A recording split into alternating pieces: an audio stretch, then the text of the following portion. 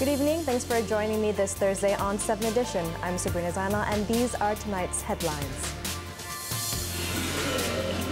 Government to define words and actions construed as insults to monarchy.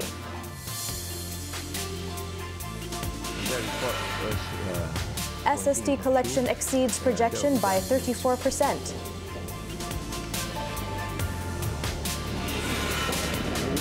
And about 20,000 bank staff get paid hike.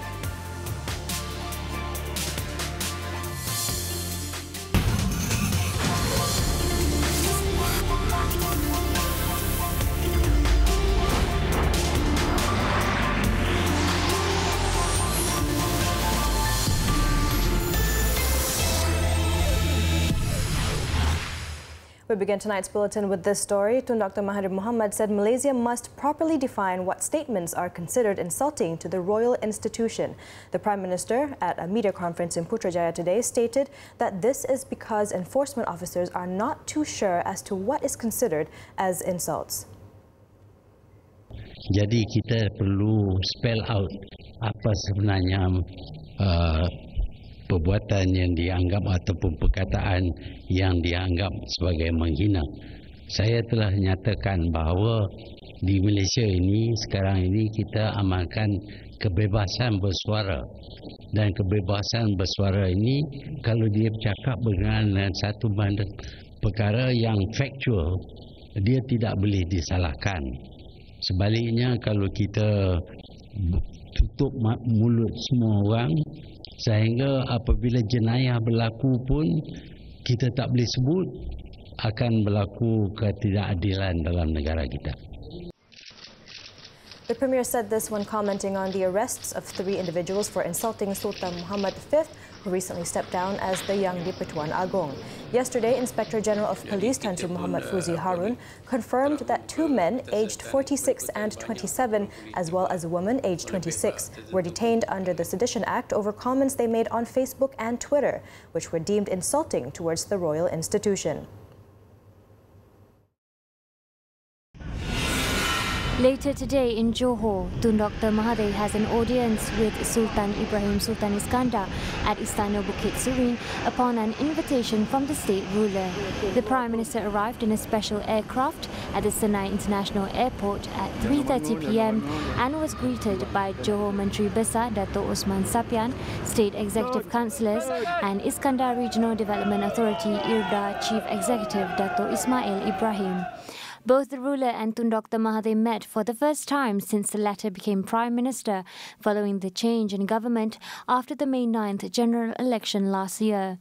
The 19-minute private meeting, which Tun Dr. Mahathir had maintained was just a normal meeting, is the Premier's only program in the state.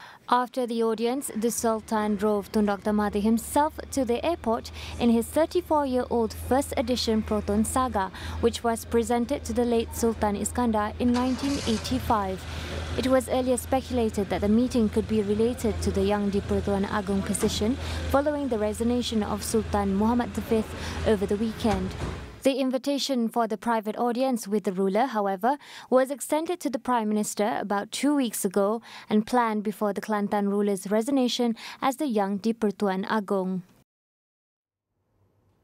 Meanwhile, the government is to enact a new legislation to protect the sanctity of the royal institution from being humiliated and attacked by irresponsible people. Minister in the Prime Minister's Department, Dato' Liew Vui Keong, said today that some existing laws would also be amended for the purpose.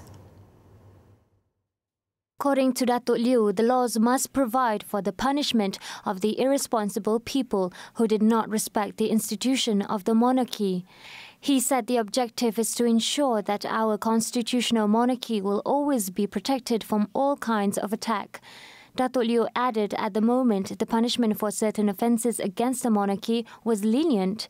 He also said in formulating the new laws, the government would be looking at the constitutional monarchies in some Commonwealth countries. The minister stated he would bring up the matter during his meeting with the respective legal heads and secretaries general of all ministries at the end of this month. The laws that had to be repealed and amended at the Parliament sessions in 2019 would also be looked into. The Finance Ministry said today that Malaysia is in no danger of missing its deficit reduction targets for 2018. This as higher than expected tax collections, including the Sales and Services Tax (SST), which saw a 34% increase, have bolstered the government's coffers. Its Minister Lim Guan Eng said this when dismissing a financial report predicting that the country's overspending could have worsened last year. At a media conference at his ministry, Lim also gave assurance that Putrajaya remained on track to bring the federal deficit down to 3.7% in 2018 and 3.4% this year. Nomura's global research report that the 2018 fiscal deficit would deteriorate to 3.9% of GDP is therefore simply untrue. As I said, I can vouch that for 2018, the fiscal deficit will be well within 3.7%.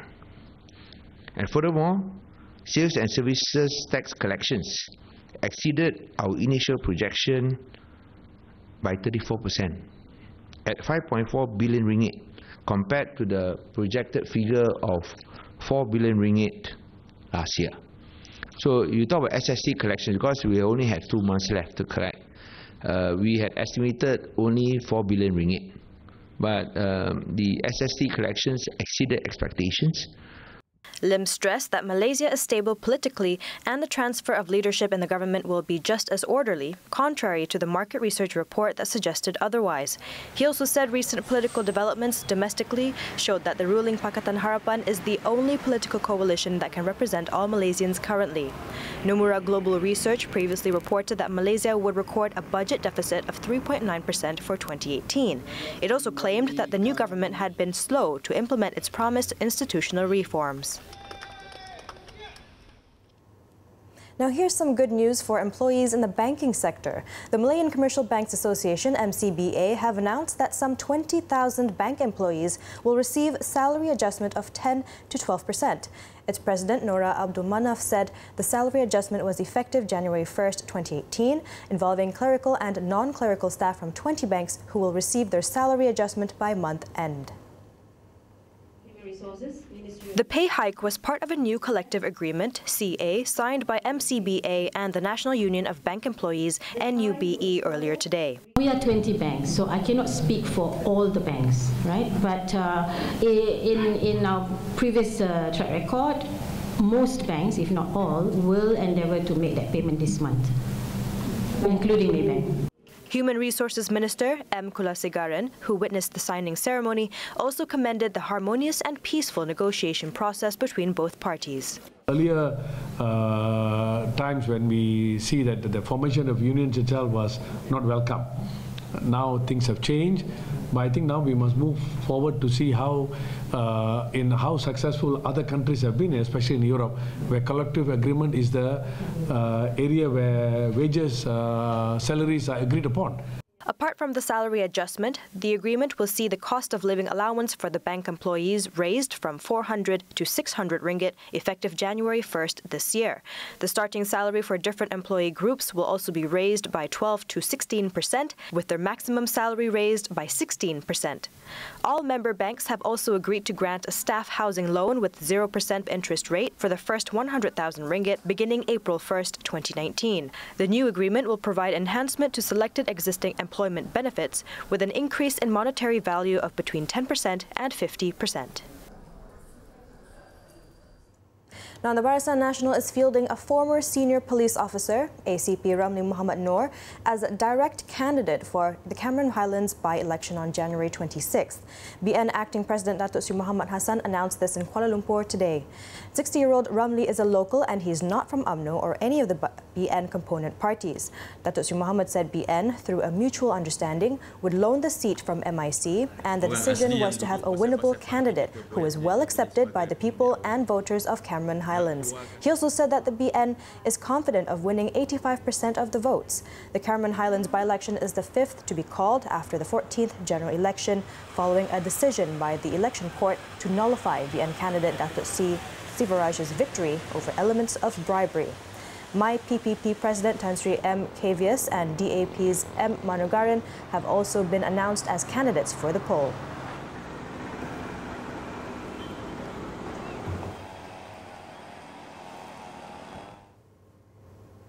Now in Sarawak, 3 welders died while repairing a towing vessel at a private shipyard in Cebu yesterday. The State Fire and Rescue Department believed that the workers inhaled toxic gas, which led to their death. The dead have been identified as Indonesians Shahrir Ramadan, Irman Shah and Bangladeshi Roni Matbor, all of whom died at the hospital last night. During the incident, a total of 7 foreign workers from Bangladesh and Indonesia were doing maintenance works inside the boat. The victims were reported to have breathing difficulties before passing out due to the toxic gas. It was understood that the workers were provided with breathing apparatus to do the works, but it could not be ascertained if they were used. 4 workers were rescued by their employer and the public before being sent to Cebu Hospital for further treatment. An investigation is ongoing to identify the cause of the incident.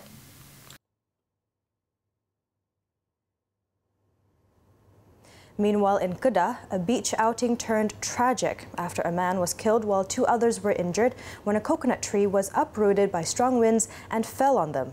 The freak accident occurred at Chenang Beach, Langkawi Island, on Wednesday night. It was understood that the victims were watching a fire performance on the beach when the 11 p.m. mishap happened in front of Mali Mali Beach Resort beside the Kalut Cafe and Bar. Several tourists at the scene tried to resuscitate 24-year-old Muhammad Sukri Koto Alwi, but he died at the scene. A 6-second video clip showing people trying to assist Sukri has also gone viral on social media. District Police Chief Superintendent Muhammad Iqbal Ibrahim said the case has been classified as sudden death. The 2 injured victims, identified as Chong Win Ken and Yong Shui Tian, aged 26 and 24, have been admitted to the Langkawi Hospital for treatment. Both sustained injuries to the head, body and legs. Now in Selangor, the Malaysian Maritime Enforcement Agency, MMEA, foiled an attempt by 2 fishermen to smuggle 23 kilograms of shabu, valued at 3.4 million ringgit yesterday. The seizure of the drugs and arrest of both suspects, aged 27 and 31, were carried out at about 7:30 a.m. in the waters of Tanjung Ru off Sepang near Port Klang.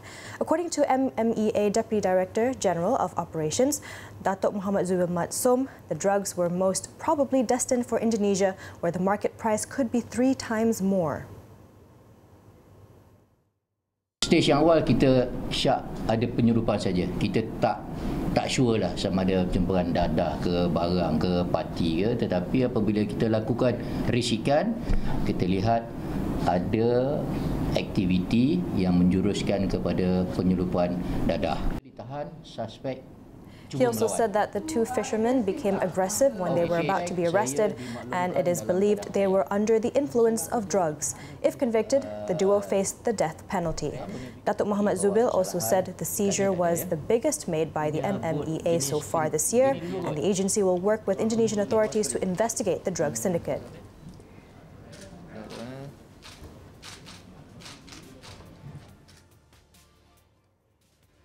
When we return, man swims for a whole kilometer to save brother.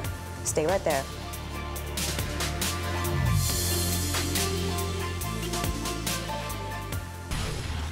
Thanks for staying with us. 2 siblings were charged in the Pasir Mas Sessions Court today with the murder of a car washer in August last year. 24-year-old Muhammad Farizwan Ismail and his older brother Nur Azlan, aged 32, said they understood the charge when it was read out before Judge Nazri Ismail. Now, no plea was recorded. The 2 brothers, together with 1 person who has since died and another who is still at large, were charged with murdering 29-year-old Muhammad Gaddafi Amir Zamri. The offence was allegedly committed at a car wash in Kampung Simpang 4, Tok Darat in Pasir Mas on August 18th last year. They faced the death sentence if found guilty. The court set March 10th for mention, pending post-mortem reports.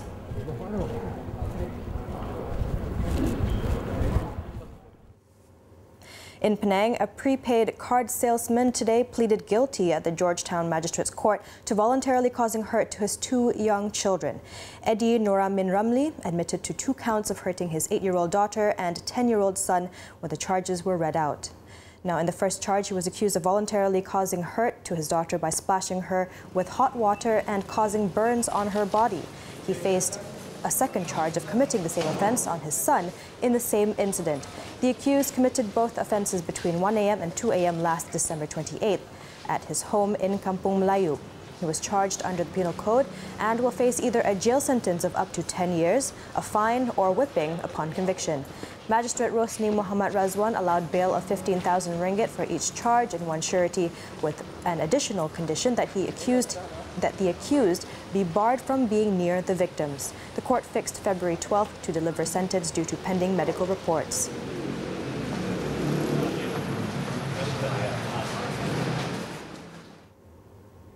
Meanwhile, Perak Corporation Berhad former Group CEO Dato' Aminuddin Muhammad Desa was charged at the Ipoh Sessions Court for receiving a bribe of over 455,000 ringgit from a contractor to construct his bungalow.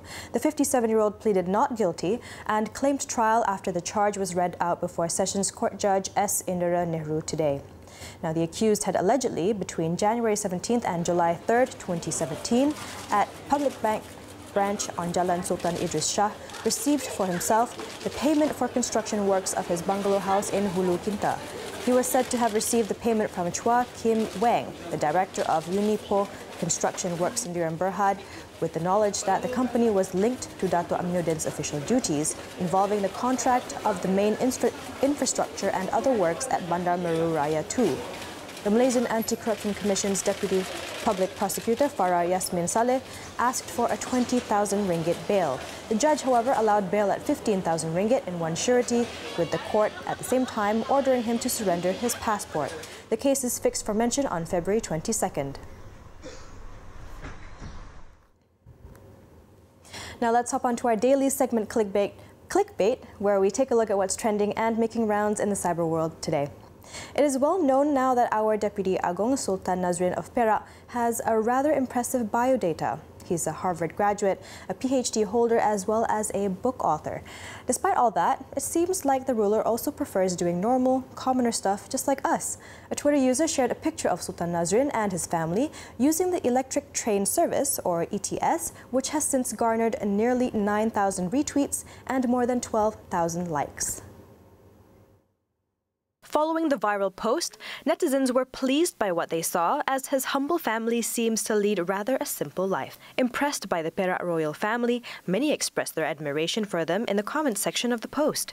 Besides praising this royal family, netizens also began sharing their personal experiences with the Sultan and his family. One netizen shared that the Sultan is actually a regular customer in the Kinokuniya KLCC bookstore, where he carries his own basket to fill up with books and even queues up at the cashier to pay.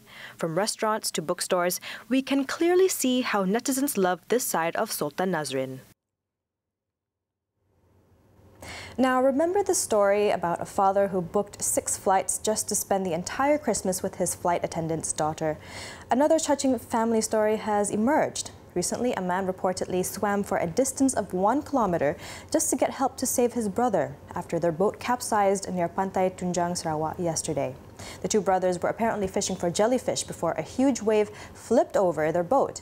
According to Berita Harian, Muka OCPD DSP Jimmy Panyao confirmed the accident, saying the brothers were locals identified as Adeni Seruji and Abdul Halim Seruji, aged 55 and 62, respectively.